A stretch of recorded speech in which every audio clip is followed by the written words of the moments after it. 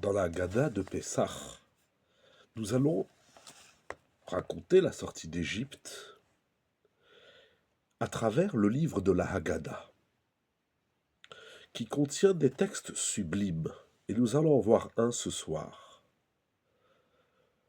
Nous avons l'obligation, même si nous sommes tous des sages, des chachamim, Kulanu nevonim, même si nous sommes tous intelligents et brillants, Kulanu yodim et Torah, et même si nous connaissons tous la Torah, mitzvah alenu les saper mitzat mitzraim. Nous avons le commandement, la mitzvah, de raconter la sortie d'Égypte. Et à ce titre, l'auteur de la Haggadah va nous raconter l'histoire des Chachamim, Rabbi Eliezer, Rabbi Yoshua, Rabbi Elazar ben Azaria, Rabbi Akiva et Rabbi Tarfon, qui étaient réunis dans la ville de Bnei Brak et qui ont raconté la sortie d'Égypte durant toute la nuit. Vous connaissez ce passage merveilleux dans la Haggadah. Pourquoi avons-nous besoin de préciser la qualité de notre connaissance de Torah, de Chochma, de Tvuna?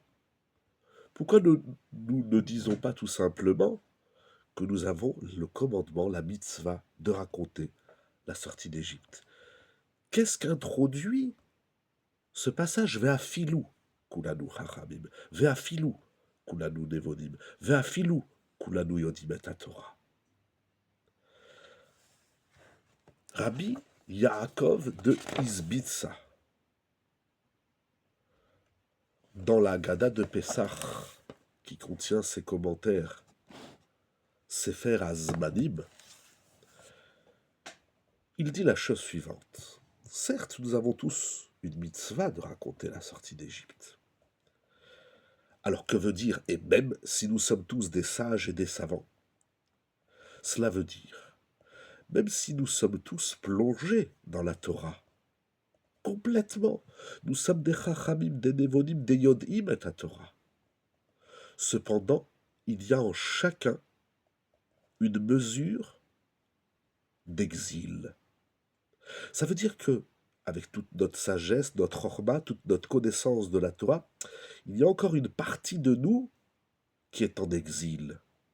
Et dit-il, au Balaï Lazot, et durant cette nuit de Pessah, Yotset Mimitzraïm, cette mida, cette mesure d'exil qui est en nous, elle sort de l'Égypte pour se tenir la Hamod Lifne Hashamid Barach, pour se tenir devant Dieu.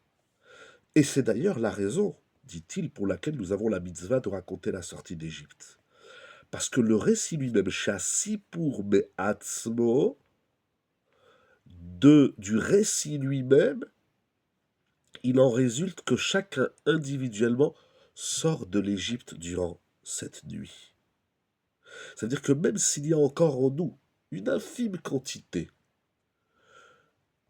de l'Égypte, de l'exil de l'Égypte, et donc il y a une partie de nous qui a du mal à se tenir devant Dieu, eh bien, nous devons sortir de l'exil qui est en nous.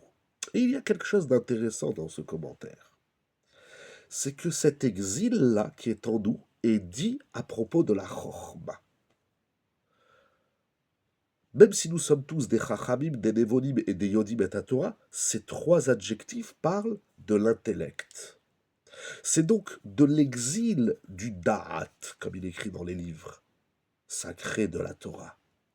Nous devons sortir de l'exil intellectuel, de l'exil de la Chochma et de l'exil de la non-connaissance, de l'ignorance de la Torah. Et malgré tout ce que nous savons, tout ce dont nous avons compris, tout ce dont nous avons saisi de l'existence, de la vie et du monde, il y a une partie en nous qui est encore en exil. Cette partie en nous qui est en exil, c'est une partie de notre intellect. Galut Hadat. C'est l'exil de la conscience, l'exil de l'intellect. Et il dit encore un point important que nous avons lu. L'exil se traduit par tout effet de soi, toute partie de soi qui a du mal à se tenir devant Dieu. qui a du mal à se confronter, qui a du mal à rencontrer le divin. C'est ça la partie de l'exil. Et ce qui est fort intéressant, c'est que la partie en nous qui a du mal à se connecter au divin, d'une façon ou d'une autre, c'est notre intellect. Il y a dans notre sechel une partie qui refuse cette confrontation et cette connotation, connexion au divin. C'est extraordinaire. On ne va pas au bout du sechel, de l'intellect. On se retient, on s'abstient, on a peur, on n'est pas cohérent et authentique dans nos idées.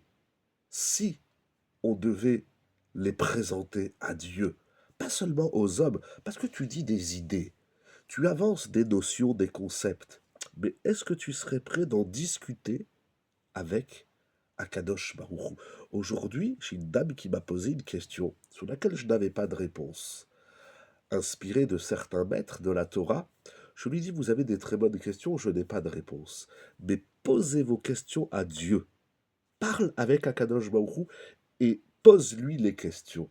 Est-ce qu'on est prêt à présenter nos idées, à les confronter avec le divin? La meilleure chavruta, l'échange dans l'intellect, la chavruta, c'est Akadosh Baruch Hu. Ce que tu dis dans la Torah, ce que tu dis dans la vie, les idées, les concepts que tu avances, est-ce que tu es prêt à les dresser, à les prononcer devant le Boré Olam, devant le Créateur du monde? Ou c'est seulement devant les hommes?